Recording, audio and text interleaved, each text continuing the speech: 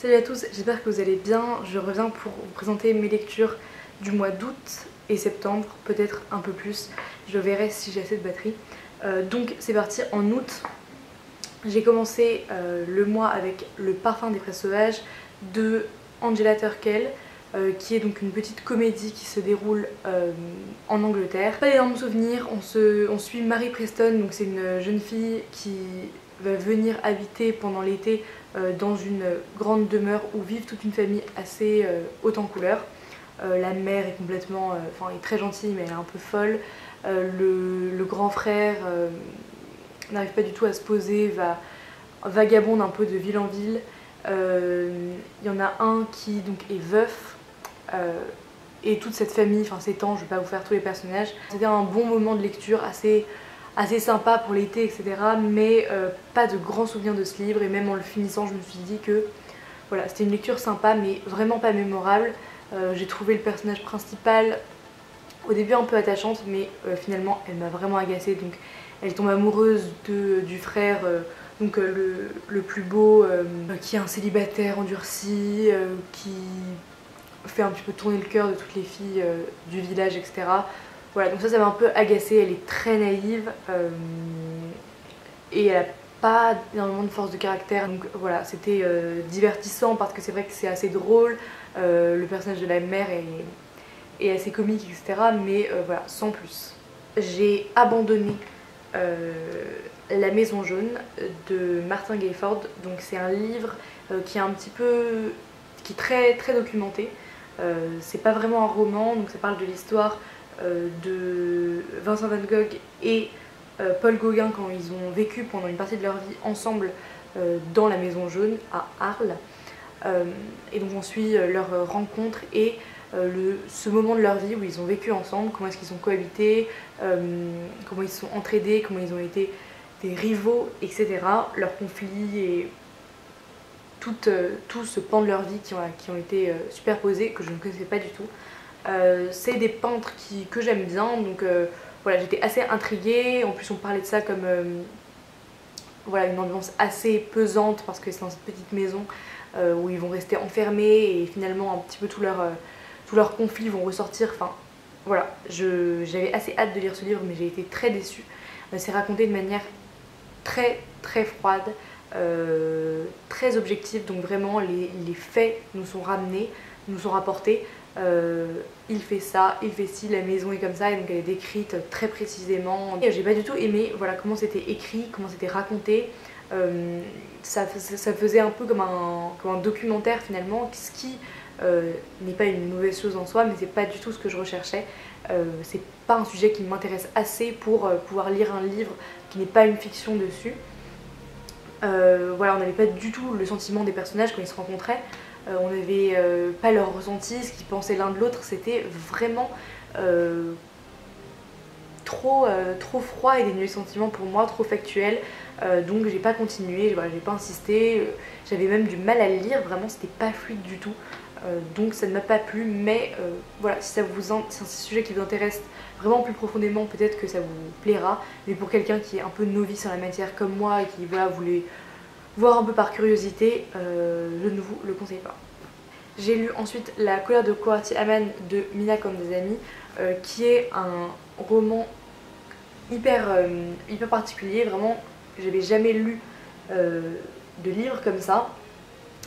C'est un roman qui parle d'un événement tragique qui a eu lieu en Inde, je ne me souviens pas quelle année, mais c'est une tuerie qui a eu lieu dans un village qui a été complètement oublié de l'histoire, donc c'est une tuerie qui a vraiment eu lieu. C'est raconté de manière assez déstabilisante parce qu'une grande partie du roman est racontée avec une voix qu'on n'arrive pas vraiment à situer.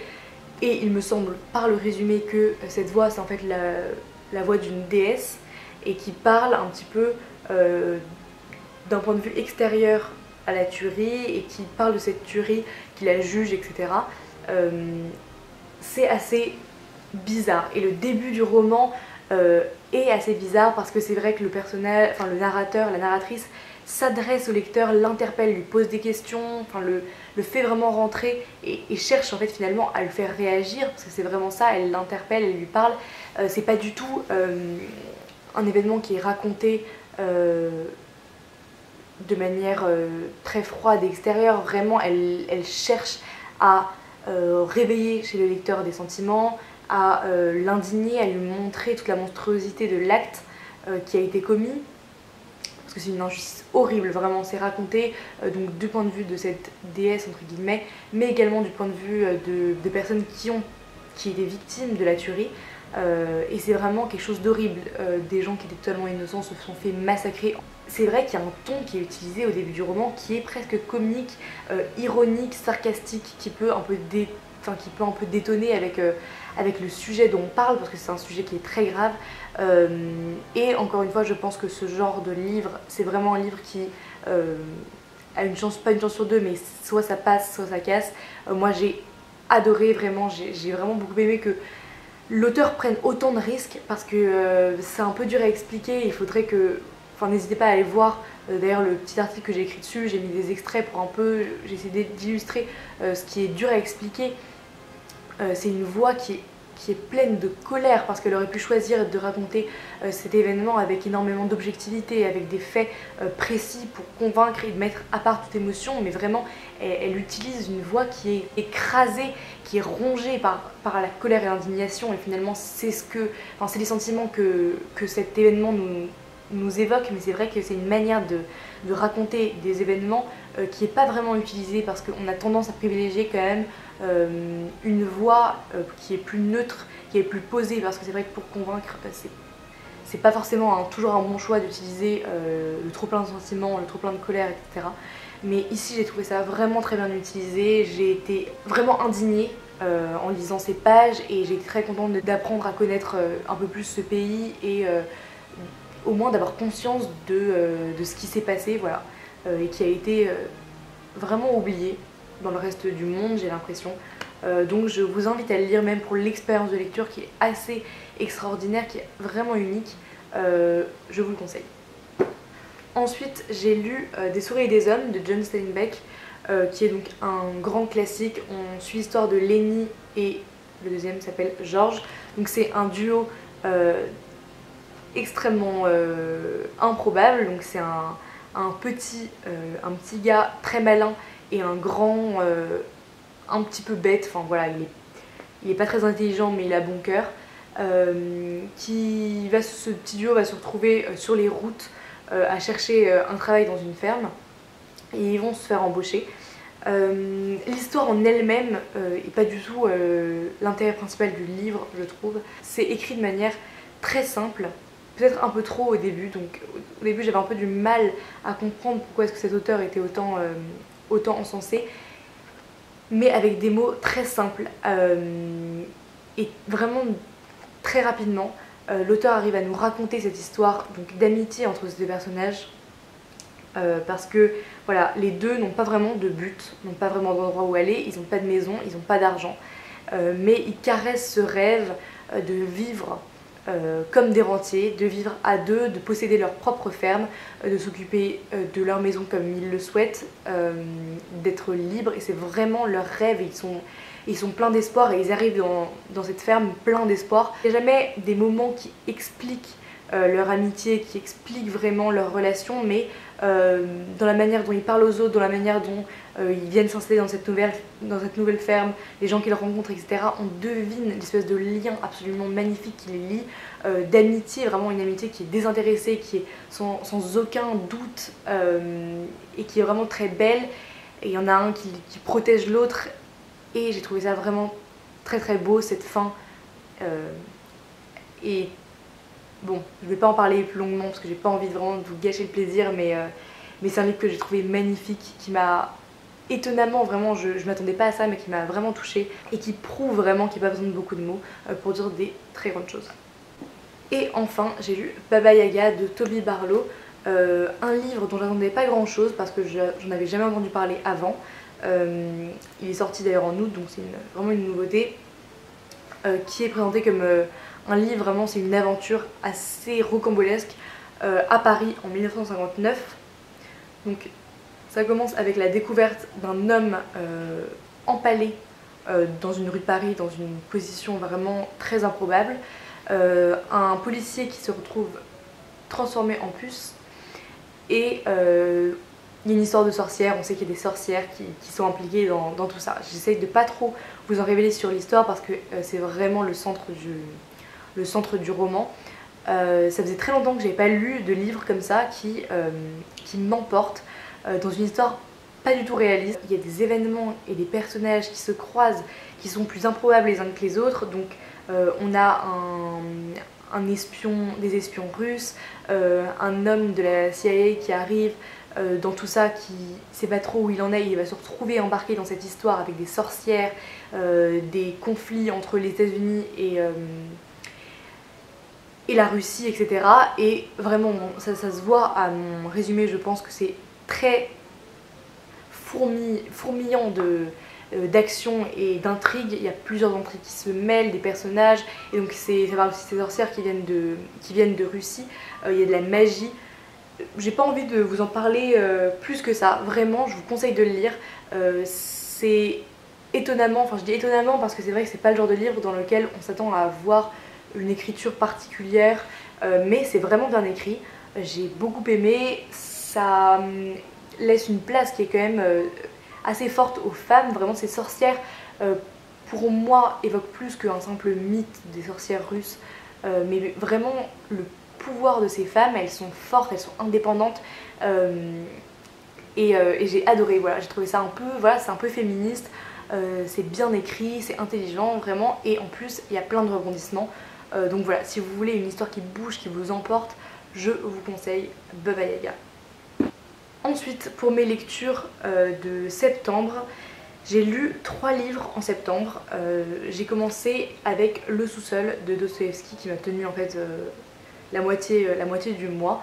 Je l'ai lu très lentement, je ne sais pas pourquoi. Donc Le sous-sol, c'est le monologue d'un personnage dans son sous-sol. Donc voilà, c'est vraiment juste un monologue. Ça m'a fait énormément penser à La chute de Camus, parce que c'est un personnage qui est très malheureux.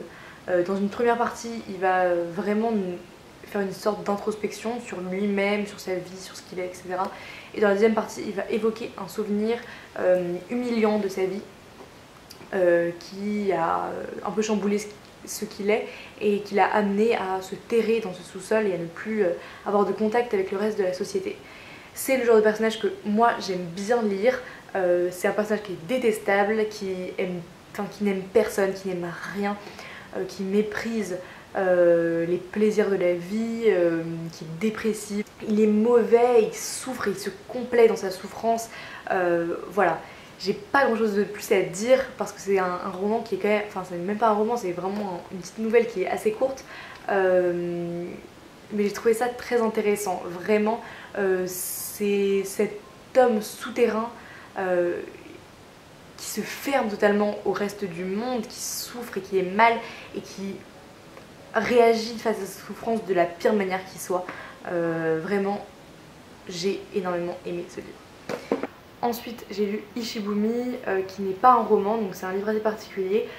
Cet été, j'étais au Japon, et notamment à Hiroshima, et donc j'ai acheté ce livre au Mémorial de la paix d'Hiroshima, qui est donc dédié aux victimes de la bombe atomique d'Hiroshima et Nagasaki. Et ce livre-là va se concentrer sur les victimes de la bombe atomique d'Hiroshima, notamment les élèves qui étaient dans une école élémentaire très proche du point d'impact de la bombe et qui sont donc tous morts, sans exception.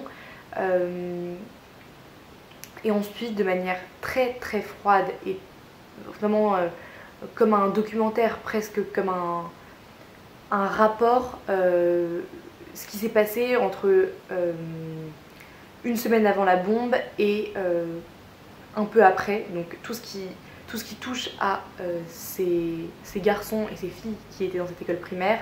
On raconte leur quotidien et notamment le jour du largage de la bombe, comment est-ce qu'ils ont évacué, comment est-ce qu'ils ont essayé de se sauver, etc. Et on va les suivre un par un, sans exception, chacun des élèves, donc il y en a beaucoup, au début j'étais très décontenancée face à ce livre parce que c'est raconté de manière la plus froide possible.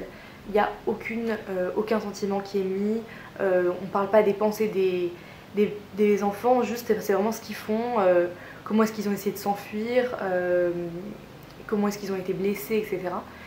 Et je pensais que ce livre me laissait un peu de marbre de par sa forme, et au milieu du livre je me suis mis à pleurer, et ça ne m'était jamais arrivé quand je lisais un livre, vraiment. Même un livre où je me suis attachée pendant 700 pages à un personnage qui meurt, etc. Je ne pleure jamais quand je lis. Et là, je lisais ce livre qui était écrit de la manière, vraiment, d'une manière d'un documentaire, et je me suis mis à pleurer parce que il n'y a pas eu besoin de parler de sentiments, il n'y a pas eu besoin de parler des pensées, de ce que les enfants ont pensé avant de mourir, de leur désespoir, de la tristesse des mères, etc. Il n'y a pas eu besoin, j'ai juste lu les faits, j'ai lu ce qui s'est passé, et devant autant d'horreur et de souffrance, de mort, j'ai vraiment eu un choc en lisant ce livre. C'est un passage que j'ai sauté parce que c'est assez bizarre par rapport à ce que j'ai dit, mais c'est très répétitif en fait. Donc on parle, je crois qu'il y a 100 ou 200 élèves, donc vraiment chaque élève, on raconte comment est-ce qu'il a fui, comment est-ce qu'il a couru, comment est-ce qu'il a plongé dans la rivière pour éteindre ses blessures, etc. On parle de ceux qui sont morts le jour même, ceux qui sont morts une semaine après, ceux qui sont morts un mois après. Et vraiment il n'y en a pas un seul qui est oublié. On parle de chacun de ces destins-là, et j'ai trouvé ça très beau de laisser la parole à ces histoires-là. Donc j'ai trouvé que c'était une façon de voir cet événement qui était très intéressante, que je ne connaissais pas, et qui était vraiment enrichissante. Une manière que j'avais pas vraiment senti venir. Et voilà, c'est vraiment un livre, genre je sais pas du tout comment est-ce qu'on peut se le procurer, mais c'est un livre que je trouve très important. Et enfin, en octobre, j'ai lu Histoire de la liberté de Évelyne Pizier et Caroline Laurent. C'est un livre qui a fait beaucoup parler de lui à sa sortie. Donc ça raconte l'histoire de Caroline Laurent, qui est donc éditrice et qui va rencontrer Évelyne Pizier quand elle est assez âgée, et elles vont décider toutes les deux d'écrire donc un livre sur Évelyne Pizier et sur sa vie assez extraordinaire. Et donc dans le roman on suit à la fois la vie d'Évelyne Pizier et Caroline Laurent, qui raconte un petit peu leur rencontre, parce que avant la fin de l'écriture de ce roman, Évelyne Pizier va mourir, et Caroline Laurent va continuer ce projet-là qu'Évelyne Pizier aurait voulu terminer, et elle l'a très bien fait. J'ai trouvé les deux parties extrêmement intéressantes. Donc la vie d'Évelyne Pizier est incroyable, vraiment. Donc elle naît en Indochine, son père est, je sais pas s'il est sénateur ou quelque chose comme ça, mais c'est un Français donc expatrié en Indochine, sa mère est mère au foyer, et on va assister à la fois à l'émancipation de sa mère et d'Évelyne, parce que son père est vraiment un personnage odieux, raciste, misogyne, méchant, vraiment il est mauvais. Et ce qui est terrible, c'est que sa mère donc l'aime, ils sont vraiment amoureux, etc. Mais sa mère est totalement prisonnière de ce mariage parce qu'elle a aucune liberté, et on sent en elle naître cette force et cette conscience féministe peu à peu qui va la pousser à quitter ce mariage et à divorcer, alors que c'est très mal vu à l'époque. Et donc on suit leur histoire. Ensuite ils vont partir en Océanie, il me semble, et après à Paris, enfin voilà, il se passe énormément de choses. Elle a eu un destin qui est vraiment fou. Évelyne et sa mère ont vraiment vécu, j'ai l'impression, ont vécu tous les moments forts du XXe siècle. Donc on parle de la guerre froide, parce qu'elles vont aller donc, Évelyne va aller à Cuba et elle va rencontrer Fidel Castro. On parle de la guerre froide, elles vont toutes les deux vivre les avortements clandestins. Elles vont se battre pour le droit à la contraception, le droit à l'avortement. Elles vont faire partie des mouvements communistes révolutionnaires à Paris, etc. Elles vont beaucoup participer à des manifestations, faire partie du planning familial, enfin bref, c'est vraiment des femmes qui ont un destin extraordinaire, très inspirant, qui se sont battues pour leurs idées, qui se sont battues pour leur liberté, et qui font partie de ces femmes qui qui vraiment ont lutté pour que toutes maintenant on ait les droits qu'on a aujourd'hui. J'ai trouvé ça très très beau, passionnant, vraiment j'ai dévoré ce livre. Je le conseille vraiment à tout le monde, c'est très bien écrit, c'est raconté avec beaucoup de sensibilité, vraiment une très très bonne lecture. Ensuite en octobre j'ai lu The Sun and the Flowers de Rupi Kaur, donc qui est le deuxième recueil de poèmes de l'auteur qui avait aussi écrit Milk and Honey, que j'avais adoré. Là je vais pas dire beaucoup de choses sur ce livre, c'est toujours des poèmes sur un petit peu les mêmes sujets, donc l'auteur a un peu grandi, elle parle d'autres sujets mais elle reste quand même dans les sujets qu'elle avait abordés dans le précédent livre. J'ai beaucoup aimé, j'ai pris beaucoup de plaisir et elle arrive toujours avec ses mots à me toucher, à mettre le doigt sur des sentiments qu'on a toutes ou presque. Elle le dit avec énormément de justesse, de sensibilité, de force et j'ai vraiment beaucoup aimé ce livre là. Et enfin le deuxième livre que j'ai lu en octobre c'est Incendie. Donc c'est une pièce de théâtre en fait qui fait partie d'un cycle qui s'appelle Le Sang des Promesses, donc c'est le numéro 2, c'est le premier que j'ai vu mais je crois que ça se lit vraiment séparément, donc de Wajdi Mouawad. C'est vraiment une lecture, enfin ça a été une lecture incroyable. On suit l'histoire de deux jumeaux, Simon et je me suis pas rappelé comment s'appelle la fille, Simon et Jeanne, qui vont découvrir le testament de leur mère après sa mort, donc un testament qui est très particulier parce qu'elle leur donne des lettres à remettre à leur père et à leur frère alors qu'elles n'ont jamais eu connaissance de l'existence d'un père ou d'un frère, donc elles savaient bien sûr qu'elles avaient un père mais elles ne l'ont jamais rencontré, et le frère pareil. La mort de cette femme va faire renaître son passé, donc Simon malgré lui et Jeanne vont partir à la recherche des origines de cette femme, une femme qui était, donc leur mère, qui était mutique vers la fin de sa vie, qui a toujours été un mystère même pour ses propres enfants, qui, on le sait, a vécu quelque chose de traumatisant, mais qui a jamais vraiment voulu s'ouvrir à propos de ça.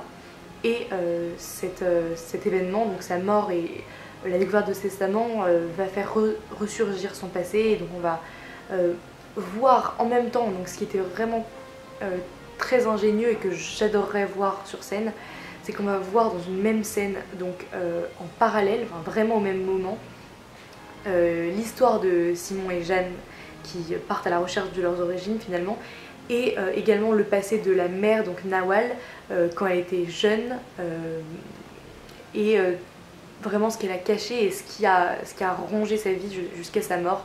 Ce qu'on va découvrir, c'est vraiment un sujet qui touche à ce qu'il y a de plus monstrueux, ce qu'il y a d'horrible chez l'être humain. Vraiment, les événements qu'on découvre sont extrêmement choquants. Sa rencontre, donc elle va rencontrer un homme qu'elle va aimer, mais ils vont être séparés. Et ensuite, tout ce qui continue après ça va être vraiment parsemé de souffrances, de douleurs que les jumeaux, donc les enfants, n'arrivent même pas à imaginer. Ils vont découvrir à quel point leur mère a souffert et à quel point toute cette douleur leur a été cachée. Et elle va sortir d'un coup et ça va être un choc énorme. J'ai adoré ce livre, j'ai vraiment adoré. C'est exactement ce que je recherche dans un livre, c'est-à-dire que c'est l'humain et les sentiments à leur état brut, vraiment qui font mal et qui sont beaux et purs, et vraiment je vous conseille de lire cette pièce, c'était magnifique. C'est une lecture vraiment mémorable que je conseille à tout le monde. Voilà, c'est tout pour mes lectures de septembre à octobre, j'espère que ça vous aura plu.